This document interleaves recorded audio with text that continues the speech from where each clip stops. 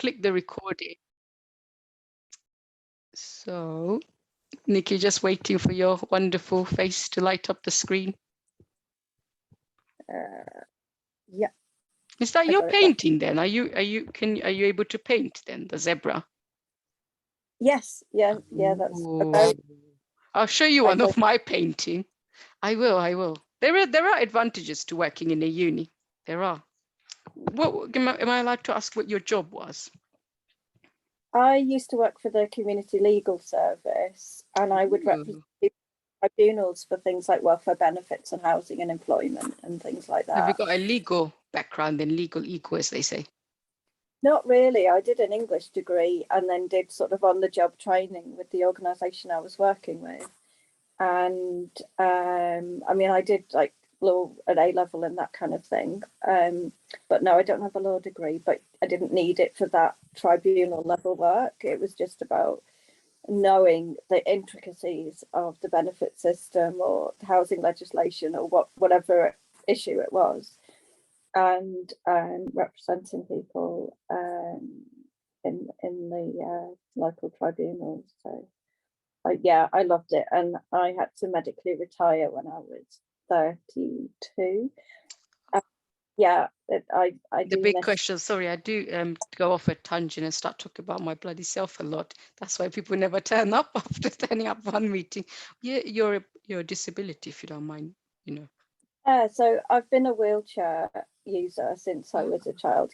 A genetic condition called Ehlers-Danlos syndrome, and then sort of related, but not directly. I was diagnosed with a terminal lung condition in, I think it was 2016. So that's why supplemental oxygen going, and that's why I guess I'm so invested in the activism that I do, because I want to make a difference as much as possible from home for as long as possible. But I've been an activist since I was a teenager because a lot of disabled people had to be, because all the rights that we had, which are sadly now being taken away, they were fought for with civil disobedience and activism. Tell us about some of those rights then. So the right to be able to use public transport was gained for us by the Disability Action Network. They chained themselves across busy London roads and stopped buses. So that's Paula Peters, isn't it? Work. That's what I heard. No, was she part of that movement? It's the generation before. Before, all right. Yeah. So this was in like the 80s, the 70s and 80s, because at that point, if you're a wheelchair user, you couldn't get on a bus, you couldn't get on a train. Whereas in the early 80s, you guys would have been what, early 20s, teenagers, so you're not quite there yet as an activist. So they are the people whose shoulders. You're a rebel. You got a tattoo. What does it say? Lago? My tattoo is my youngest son. Isaac. I think, just a disclaimer as a Muslim woman, as we were talking about contradictions earlier, I believe Muslims are not allowed to have tattoos, and I don't believe in tattoos. But you know, in the school, just to make you feel awful, yeah. In the school, I remember when I was like in sixth form, they go, "Oh, you know, tattoos. As you get older, it's going to get wrinkly. But when you have your tattoo, that's not an area that's going to get wrinkly that quick, isn't it? You're a clever woman, of course." I missed. Oh, sorry. Yeah. I'm going to ask for the transcript. Oh yeah. Sorry. Yeah. No. I remember when I was in sixth form, bunch of people, they said, you know, tattoos, like when you get older, the tattoo gets wrinkly. But then I was thinking that area is not going to get wrinkly, is it? That soon? No. It won't. And I'm not going to get old, so it doesn't really matter. You know, a life-limiting condition. So it will. Am I allowed to ask how old are you then? I am. Oh, that's a really good question. 49. Oh, that's really young. That's yeah, 49. Just yeah. So God, how do you feel about them? I'm fine, actually. I mean, it was a big shock at the time. 2016, you mean? Well, no, not then. It was probably 2019 when I was told that actually my treatment wasn't working. I wasn't suitable for a lung transplant, and we're going to introduce you to hospice services. That was the shock. But actually, the hospice that supports me is amazing, and as an outpatient, obviously. And we use Zoom a lot. We have lots of socials, and we do fun stuff, and we have brilliant organisations like the Fitzwilliam Museum who come and show us paintings and whatnot. And we do talk about some of the serious stuff too. Like they've helped me write a really detailed, like advanced directive. You know, if I'm really sick and I can't speak, you can do this, but you can't do that kind of thing. And if I've got any health difficulties and I can't get hold of my GP, they're always there as well for that. So I was very scared of the word hospice 2 or 3 years ago, but I'm not anymore. They're actually amazing places. I used to go in there once a week with other patients, but because of the pandemic, we're mostly on Zoom these days. But I mean, it makes me sad that those places aren't publicly funded. It's all done through fundraising and people running marathons and stuff. And I'm very, very grateful for those people doing that. I'm quite shocked to learn hospices aren't being funded by the government. Government just gets away murder. That's how I'm feeling. If and it can do it to the people only it can do it to. You know, the benefit claimants are not going to throw a fuss. We're just going to back off. Because as I was saying, you know, with my mum and the PIP thingy, that was a bit of a shock to the system. And I thought, okay, for one day we had an argument in the house, and we were like, oh, it's all right. But you know, for other people, what happened if they didn't have the kids who could, between themselves problem solves and for some people it would have been really difficult, or they didn't come back and challenge it. And when they challenged, I thought, according to our criteria, we should get loads of money, but then we're just like happy that they, it was the same thing, and it's like, thank God that's over and done with. But it's, and some uneducated, stupid woman who's not even culturally aware writes loads of crappy things. They eat with their hands or something for religious or something weird, like the coming back to that, Nicki. I mean, listening to you, I feel like, oh, I don't know if I should be talking about whatever I want to talk about, but I guess you're here because you want to have a good laugh listening to me. All right then. I saw an MP, and I think they said have a happy and healthy or safe Eid or something. And I'm thinking, what do you mean healthy Eid? It's a festival. How is a festival going to be healthy? And are you telling us to eat healthy? Like, are you going to do that at Christmas? And in my group, Nicki, I don't know if you watched our little saga, but no, this is not so today I'm going to name drop, I think I can, my wonderful Black sister, Maxine Levy, who has been newly elected president, let's call her president, vice president, whatever, president-elect for Universities and Colleges Union. And by the way, people, I don't want to be too much associated with a bloody lecturers union. I got the eye, as you say, on the bigger whole of union world. And I think too much association with that pinky purpley union could be like cramping my style. I'm a proud, come on, as you say, grassroots people, yeah. These are a bunch of academics. And Nicki, you said, Nicki, academics lack passion. I think they're human. I think they do have a passion. Some of them anyway have a different approach to activism. So they tend to come at it in a more cerebral way, like analysis of the situation, whereas the grassroots, everyday folk from whatever background, they're often the ones that bring the passion and the enthusiasm and the ideas. So, I mean, it's great. And those ideas work together. you know, that they can work incredibly well together. For example, the Extinction Rebellion scientists group are just brilliant. You know, they speak really knowledgeably about the climate crisis,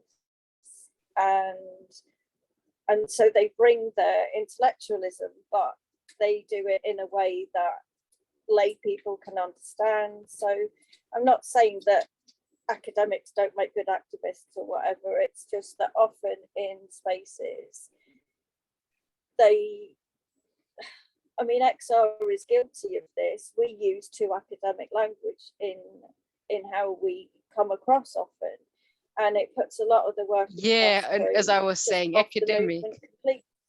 Yeah, as I was saying with academics, you know, you spend days working out what they're trying to say, and sometimes even the administrators internalize that style. So I think that's what was happening. So how I came to be a Unison rep for all of my sins, it probably was a punishment from Allah, is this wonderful guy called Alex Rikioski. I don't think he's perfect, but I think he was a decent geezer, young man. And I don't know what happened to him. 3 years later, I said to one guy who essentially put me down, whoever this Andy guy is, pseudonym, because I'm not going to say his real name. Why would I want to advertise him? He wouldn't advertise me. He goes, I said, Andy, you know what happened to Alex, right? You know, 3-4 years ago, 2018, he was one of those young men who looked like about 10.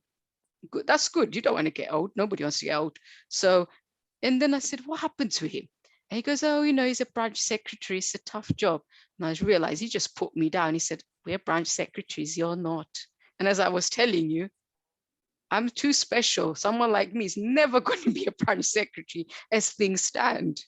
That's the reality, because these white men are going to win, and the old white Andy is going to get supported by the young, the young white branch secretaries. And that's probably why when it comes to crunch, as in our group, we want to push forward Brother Akish to be the branch secretary. That's when you're really going to learn their true white colors of these white men, young and old, is they're not going to let him in, because then their future is threatened by us, brownies and blacks, because you're not one of us. You just don't know. I've got to say that the best chair of my union branch that we ever had was a brown woman. She was unbelievable. Well, she only scarf though. No, she wasn't Muslim then. She wasn't Muslim. Her name is May Shafi, and no, then sounds like she might be Muslim then. Shafi, no?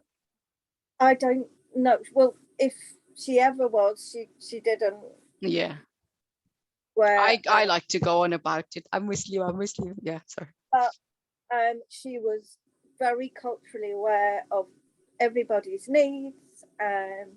She was driven. We did, events for International Women's Day. We started a clothes bank locally for people who couldn't afford to, even, to get stuff from charity shops. And just our branch did so much in that year when she was the chair. She's an impressive woman, and I hope is, still moving mountains. So are you going to connect me? Because my thing with the only use. No, I'm learning. It's not only useful. My key current strength is connections. Is she still around? Can you connect me up? I can connect you up, absolutely. Yeah, I don't know if she's still in Cambridge. She stood down. Oh, I don't do physical, because you're missing the human interaction, the real world. Whereas I enjoy the Zoom world, because I'm oppressed by the way people as a Muslim woman, because it's like, oh no, you don't want to go out of the house. Or, well, I have similar situation, not similar at all, but my parents are old and diabetic, so they are a bit worried. And today, I don't know if I can, I think maybe, I don't know if I can say his name, a dear comrade we learned has got a long COVID, and I absolutely like their wisdom. And I thought to myself, well, I don't really need to know about socialism from them, because most likely Black women can tell me what's wrong with socialism. I don't need strategy, because as I was main dropping, Maxine Luby has given me something how to make our group finally achieve things. My dear elected Victoria's sister. which Evo Andy, I told her, you know, Maxine, Andy, whoever this Unison man is, nobody, he goes, oh, white people voted for her. And you know, this one black sister, I can name drop, I think, Sister Jasmine, Ambassador Jasmine Rowe, is like, she's originally from Norfolk, and now she's gone to Ethiopia. I think she's a Rastafarian. And she's doing collecting like laptops from Ukrainian black students and stranded there, or the one as they go back home, and what happens to them in the support and stuff like that. And she was a businesswoman. That was her. I asked her, what did you did business? And she also got business qualification and stuff in recent times as well. Very articulate, very strong, and the generosity I so appreciate. She put me in touch with a fantastic student from University of Bedfordshire. Damn it, I forgot his name. I'll have to look big name, one of the students who was going to help us, who will help us hopefully. And where was I running with that thought? I completely lost my thought. Anyways, what was I saying? Sorry, Nikki, I go off at tangents sometimes so badly. I don't know where I've gone now. I got a bit lost. Who I was thinking about who that person might be. My connection. Oh yeah. So Sister Jasmine doesn't know Maxine Luby, but I said, guess what happened to this, lecturers union? As I said, company myself. But anyway, UCU has a black, president elect or whatever, and vice president elected. And guess what? This white man says, apparently white people voted for her. She goes, how does he know? The ballot's a secret. It's like you can't win, because what happened is they put a candidate on their platform, and the sister didn't win. But I thought their candidate would win, because they have a subgroup within UCU called UCU Left. And oh my God, Nicki, apparently UCU Left was supposed to be the most pro-equality group in the union. Oh my God, and they're racist as hell. No, I don't care. I'm not backing down. You're racist. I'm thinking, if this is as good as it gets, and then they blamed the general secretary and everybody under the sun, and the general secretary. I once wrote to Jim. I said, Jim, I think UCU is great because the general secretary looks trendy and fashionable. And although as a Muslim woman, I don't want to endorse people with makeup and nice hair and stuff. I think she looks really trendy. I think she's pro-equality. I had no idea. I don't do research. As we said, a great friend of mine said, I'm shallow. That's it. I thought, yeah, she looks young and trendy. I haven't seen anyone young and trendy. And just to big myself up, she's about probably a couple of months older than me. She's 1984. And actually, I'm a little bit interested. She sometimes looks skinny, sometimes gets fat. I wonder if she, or is she expecting a baby or something? I don't know. Anyway, yeah, these are my shallow world where I think of people in a very, very shallow world. So they'd said the general secretary is not into equality. They said we had to fight for it. The HQ wanted to drop equality from the 4 fights. I'm thinking, you're a bunch of shitheads. It's 1 fight. It's not 4 fights. And so I, in this little grassroots, we're so much good. You see solidarity. I said, look, guys, yeah, you're going to lose this thing. I am your savior. A broken car can go nowhere. Let me be your Formula One pit stop person. What you need to do, you need to have a pit stop like Formula One type thing and get yourself sorted in very quick nick of the time. And the Andy guys got, as I'm causing, as they say, disruption to their WhatsApp group for a couple of days, they got, it goes, look, we really need to win this. This is make or break for UCU, because USS pension is one of the decent things we have. Nicki, do we give a shit about then USS pension? By the way, I have one. I said to them, look, I said to my mentor, Jim, who's a professor guy, I said, I don't give a shit about your pension. Why would I? I don't give a shit about anyone's pension who has 40, 50K. I do, but the casualization, you can sort of feel for them. Yeah, that's a huge issue for so many people. But Nicki, vast majority, oh, my mom might need medicine. Sorry, that sounds so awful. Sorry. Is it okay if I answer my mom who's disabled, who I don't want to answer? That's how lovely I am. We can pause for a bit. Yeah, thank you so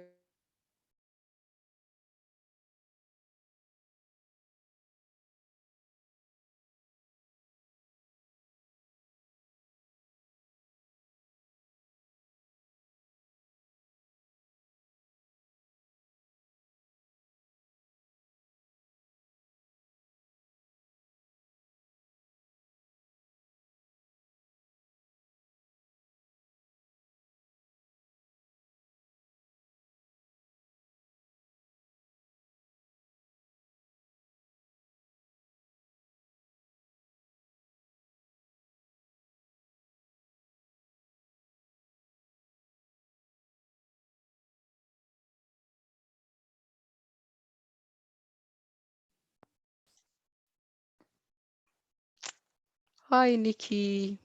Oh, I hope she doesn't turn up now. Is in my mum through the door. She comes flying.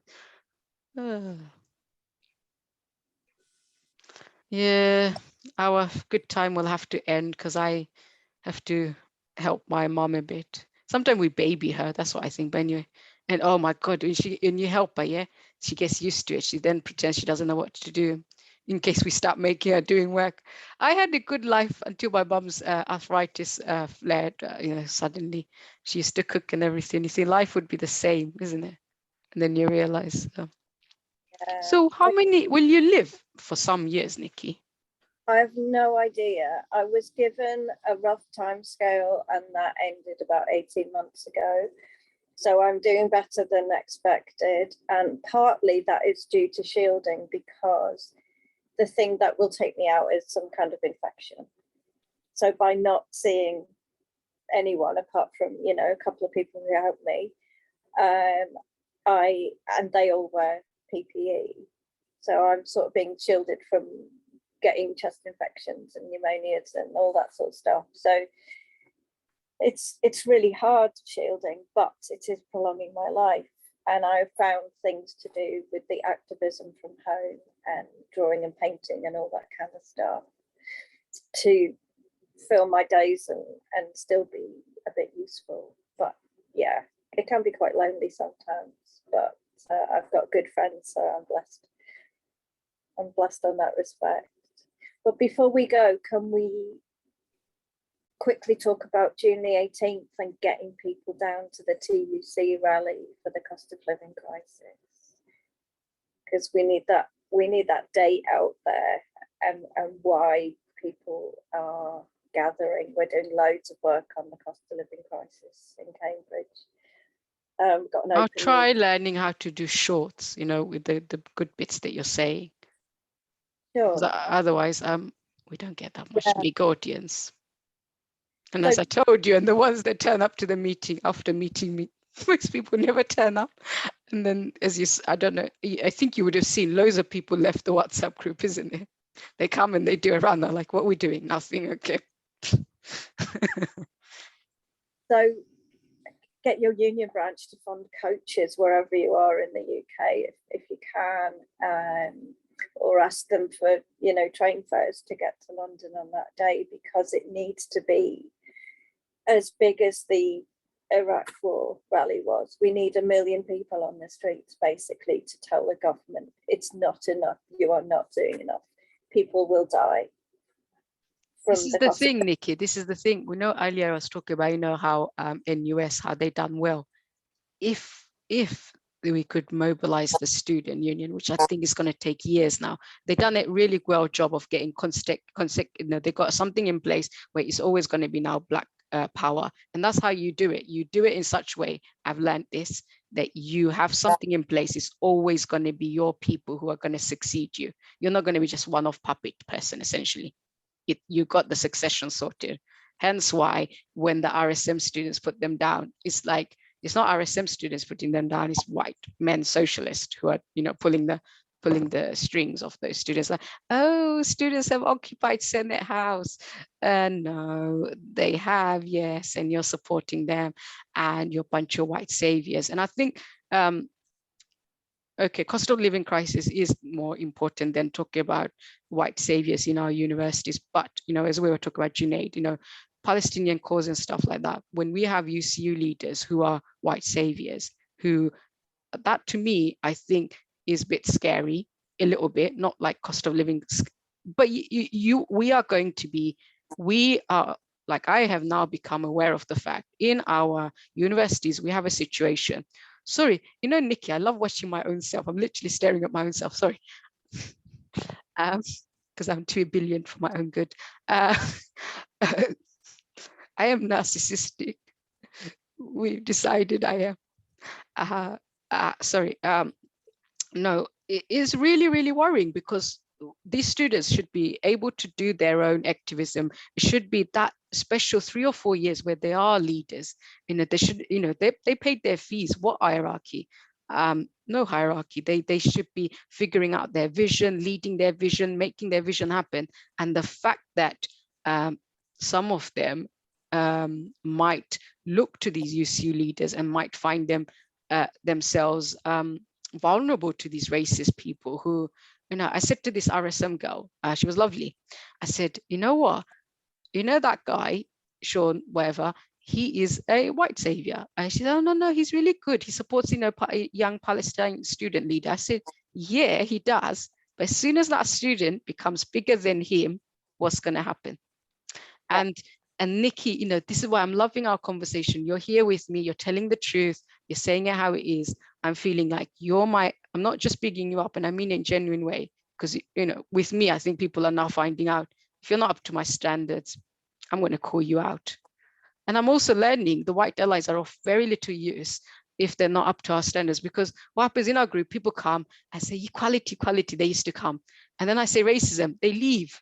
I'm like, well, and I was talking to Brother Bunja the other day, and he's like, yeah, those people come and go. Then you realize, you weren't worth my bloody time, like piss off. What was I saying is, and the girl then left because it was now too uncomfortable for her, because the socialist shows that you said, yeah, she likes and watches that, and there's nothing wrong with that. But I think what we need the students to be is independent of that. And I have to say, like, even things like assemblies and stuff, it's communism. Now, is communism bad? Is socialism bad? Or is it the people that are bad? Is it the structure that is bad? I don't know what is bad, and I don't have the intellect to unpick it, but there's something that's not right about it. But there's obviously plenty that is right about union. Like you said, unions know how to organize, and unions got their resources. Like when you said free buses and stuff, I was like, oh yeah. And yeah, I'm looking forward to, by the way, people going off to free Birmingham Black members group in September, inshallah. And I'm so excited. I'm going to give a really good speech. That's all I like, public speaking. That's about it. Public speaking, Nicki, is empowering. Do you love it? When you used to do it, and you're still doing it. You're doing it on Zoom. Yeah, so I still do it via Zoom in in-person settings. Sometimes it used to terrify me. It absolutely used to terrify me, and I got this mentor from DPAC. We had this mentoring scheme, and it was like, what skills do you want to learn, and what can you offer? And I said, I have to get over this absolutely crippling fear of public speaking, and this person helped me do it. And now I don't love it, but I can do it, and I've just recently did a podcast for a television company about. Oh, I want to be on telly. Which television company? Well, the TV company is called Untelevised, ironically, but they do podcasts and they're on Spotify and things. And they wanted to interview me about disabled people's link to the land, because I'd done some work for another group who were trying to get a land commission in England, like they have in Scotland and other parts of the UK. And the land means you get to own a bit of land. Not well. We did talk about land ownership.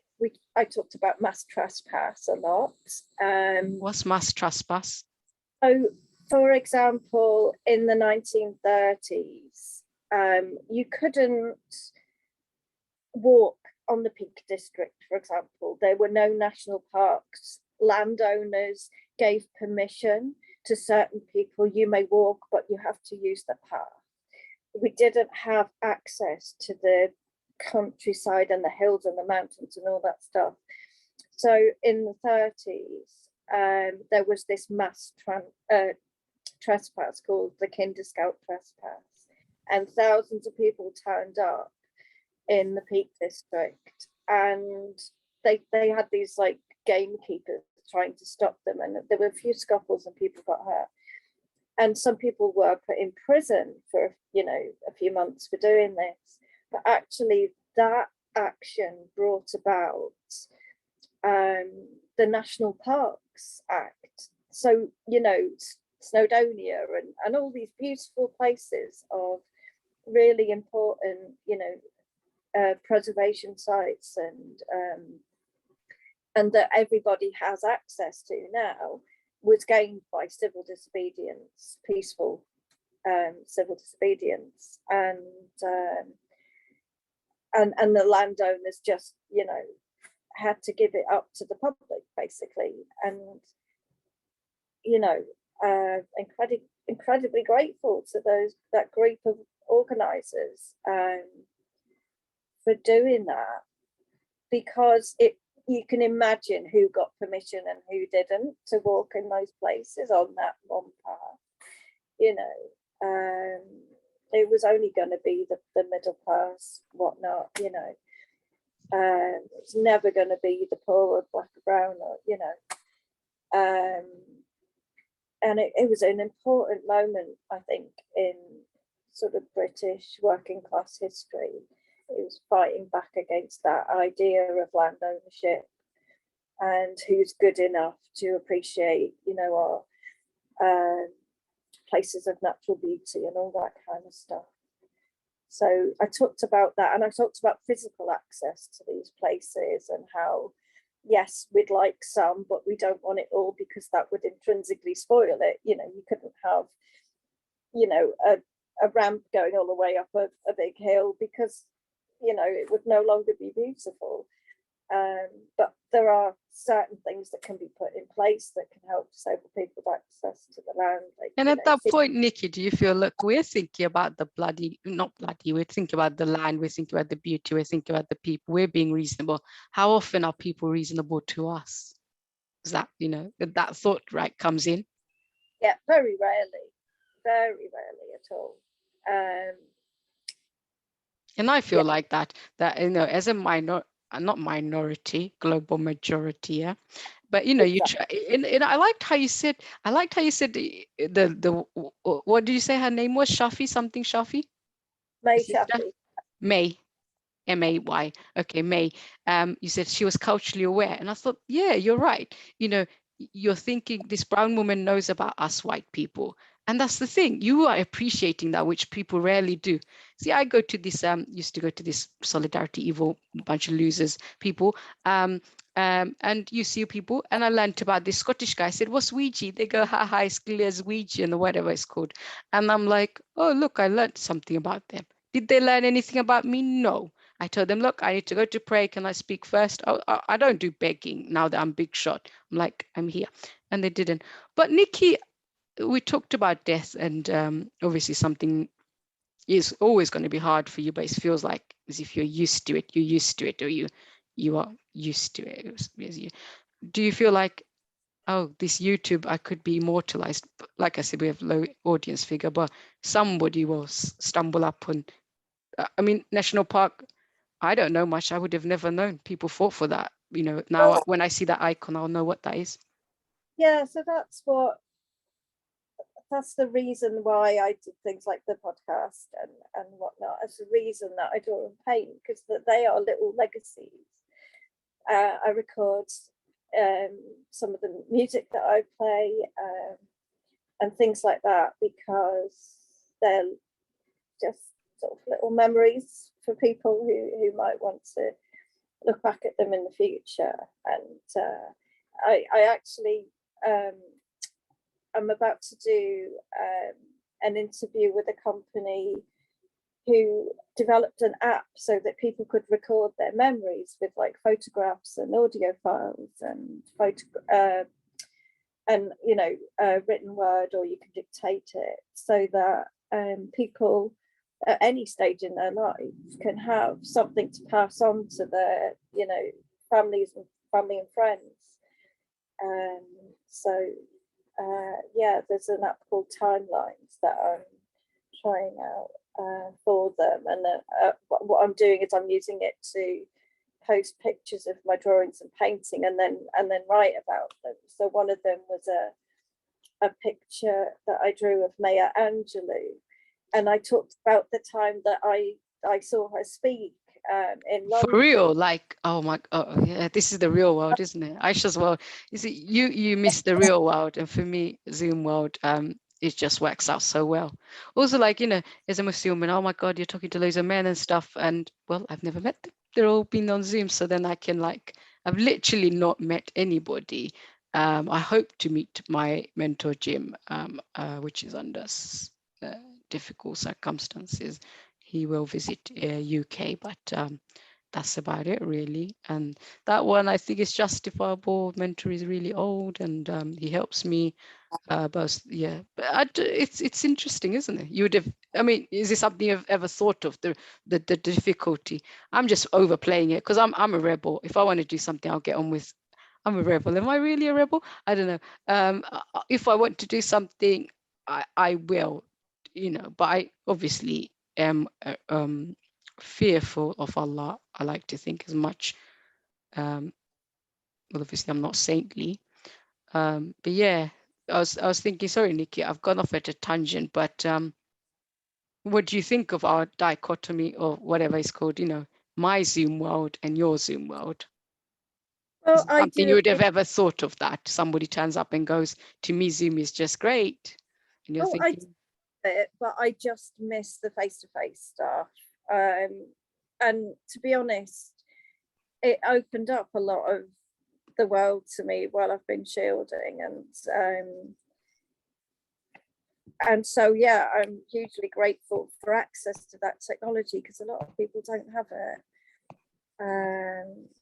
can I tell you a really horrible and funny and bitchy story? You've gone. Oh, I love seeing the people on the screen. It's all about showbiz. The most powerful thing is to see alive people.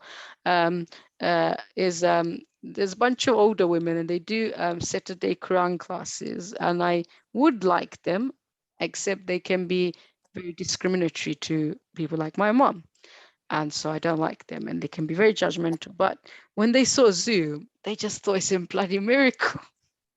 They even compared it to one of the religious miracles. There's a miracle like where Prophet Muhammad's peace be upon him, sallallahu alaihi wasallam, gets transported overnight to Masjid al-Aqsa in Palestine, and that's a key chapter, like in the Quran. It's a chapter in the Quran, and they said it's a bit like that, and I thought, God, they're so cute. Not cute, they're not cute. They're horrible women. Because I fought with them, and as a result, I have a bad reputation. Like, okay, then. I also have bad reputation because I grab all the freebie foods and put them into little bags. And then they might not know that not most of the time, in recent times, I've had decent jobs. But either way, we're living in a rich country. Nobody's poor, but I don't know why I have such behavior. I guess it's about the strength of a person. I'm a go grabber in the literal sense.